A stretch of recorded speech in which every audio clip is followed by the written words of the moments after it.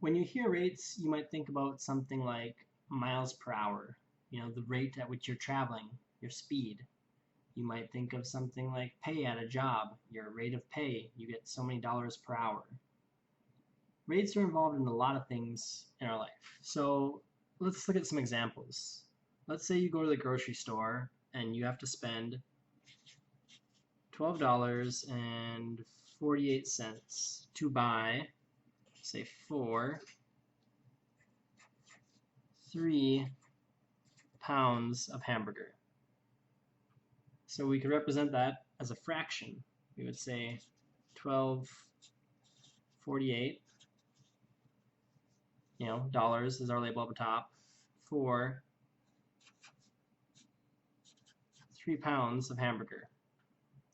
Now, a unit rate is going to have a denominator of 1. Where this comes in useful is, let's say we're at the grocery store, and you can buy 1 pound of hamburger for, we'll say, $4.30 for 1 pound of hamburger. We want to find the unit rate so we can determine if this is a better deal than buying 3 of these. So what we're going to do to find a unit rate, we need to get this denominator to be a 1. How are we going to do that? We're going to divide this fraction. So we're going to take 3 and put it into $12.48. How many times does it go in there? 3 goes into 12 4 times. Don't forget your decimal. Okay. 3 goes into 4 once. We have a 3. Drop that 8 down. 18. 3 goes into 18 6 times. So this is going to give us a unit rate, $4.16. I'll rewrite that, show the decimal a little bit better there. $4.16 per pound, okay? This one, we're paying $4.30 per pound. It's a better deal to buy the 3-pound package than to buy 3 of these ones. This is where finding the unit rate can become useful. So let's look at another example. We're going to say Jim has jogged 9 miles in the last hour and a half. If he runs another 30 minutes at the same pace, how far will he have gone? So first off, we need to figure out what his pace is. So we know that he's gone 9 miles in 1.5 hours.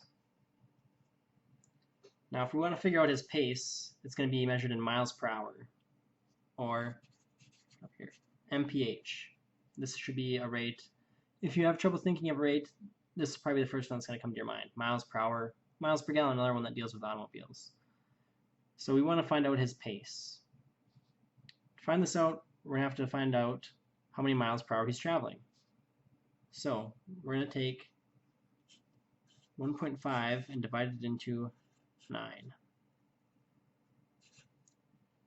Now, when we're dividing a decimal, we want to slide it over. Let's make this a whole number, 15. So we're going to slide this one over. Okay?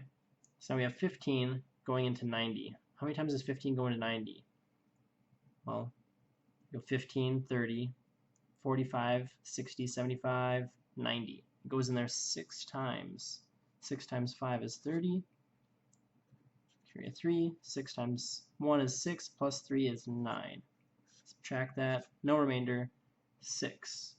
His unit rate is 6 miles per hour. Now, when you're talking about unit rates, there's pretty much always going to be a per here. 6 miles per gallon. 6 miles per hour. Your heart might beat 20 times per minute. Another unit rate, beats per minute for heart rate. So now we found his unit rate. If he travels another 30 minutes, we know that he's gone 9 miles so far. We'll put that here. 9 miles plus, if he's going 6 miles per hour, 30 minutes is half of an hour. How far would he go in half an hour? Well, to figure that out, we can take 6 and divide by 2. If he goes 6 miles in 1 hour, he's going to go 3 miles in half an hour. add that 3 miles, and your answer is going to be he would travel 12 miles total. Okay, this is where finding unit rates is going to be useful and figure out how much farther how much more time you need to get a certain distance, something like that.